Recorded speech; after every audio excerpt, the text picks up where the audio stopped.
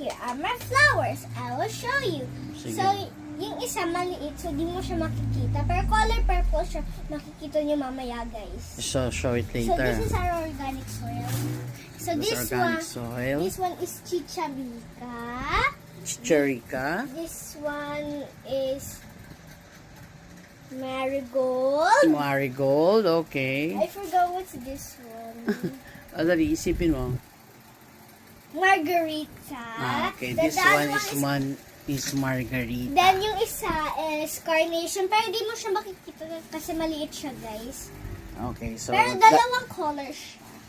so lalagay na natin sa pot, okay? Yes, so let's start.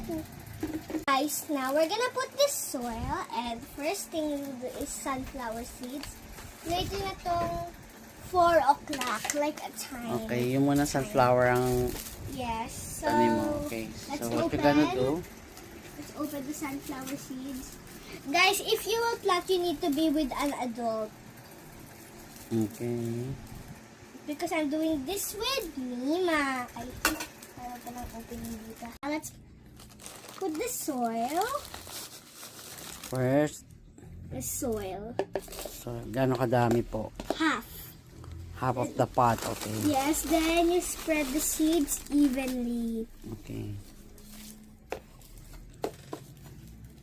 Wait, let's change our shovel. Para mas madami makukuha mo dito. So make sure the outdoor plants will be outside. When it comes to night time, you can put it back in your house, just like what I'm doing. I will put it back. Because someone Okay, yan likes na yung last. That will be the last. So let's put the seeds. the sunflower seeds. So let's open it. How many pieces ba yan? So, will we use all, Nina? Yes. Let me see how many ba yan. Ika-count ko lang. I'll put it here first, guys. So show the sunflower seeds. So there. And you can really eat sunflower seeds. But not this kind of seeds. They have to be manufactured muna in the factory.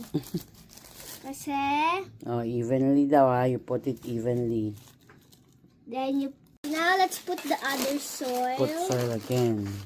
A Okay. soil again. Now we will fill it all up. So let's put this muna in here. The other pots.